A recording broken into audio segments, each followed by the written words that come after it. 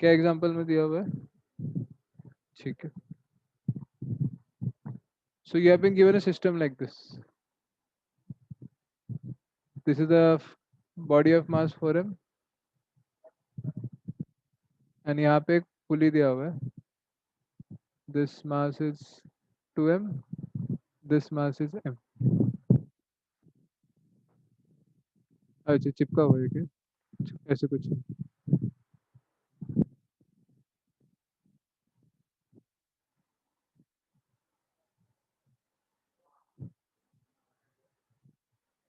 ऐसा.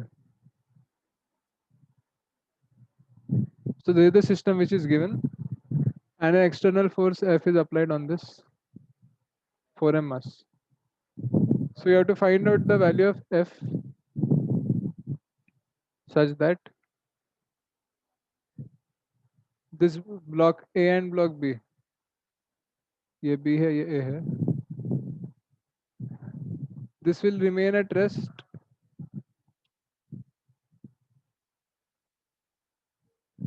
with respect to 4m block, बड़ा वाला block. Okay, so ये आपका question है. So if you draw the diagram with respect to 4m, इसके रिस्पेक्ट में अगर बनाएंगे हम लोग तो क्या आएगा हमारा? अगर स्मॉल m को देखेंगे और 2m को देखेंगे, so क्या क्या फोर्स लगेगा इस पे? First of all there will be downward force gravity mg, ये पे एक नॉर्मल रिएक्शन लगेगा n1. ठीक है, एक टेंशन फोर्स होगा T.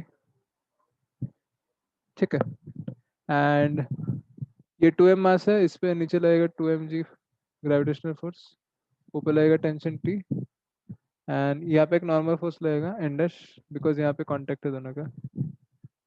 Okay, now if you carefully observe, this 4m mass will have an acceleration of a towards the right. Right, कुछ acceleration होगा इस मास का. So ये मान ले हम लोग acceleration of 4m towards the right है. Now we are seeing all the blocks with respect to 4m and 4m itself is having some acceleration towards the right. ठीक है, that means what, यहाँ पे एक pseudo force लगेगा. So my direction of pseudo force is opposite to the direction of acceleration of observer. तो pseudo force का direction ये होगा इस पे. ठीक है, एंड इसका मैग्नीट्यूड कितना होगा? दिस मास ऑफ बॉडी, तो मास ऑफ बॉडी m है, इंटू एक्सेलरेशन ऑफ ऑब्जर्वर, तो a4m.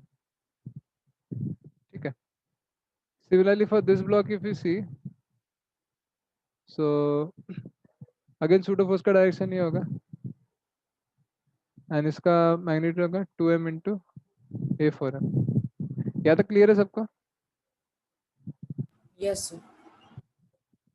ऐसा होगा. So now it is given that with respect to 4m, both are at rest. both are at rest. मतलब दोनों move नहीं कर रहे with respect to 4m.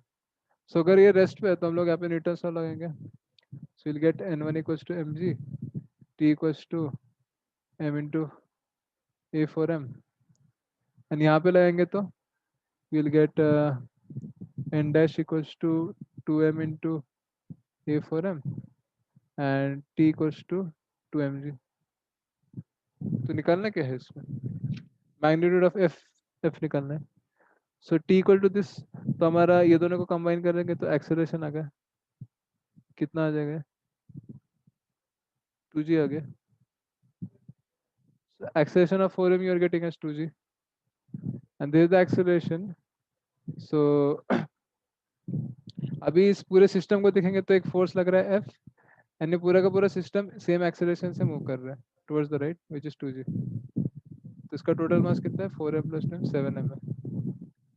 If you apply Newton second law तो force equals to mass into acceleration, तो ये हो गया 14m. So this is your answer. चलो क्लियर है, कोई डाउट इसमें? No, sir.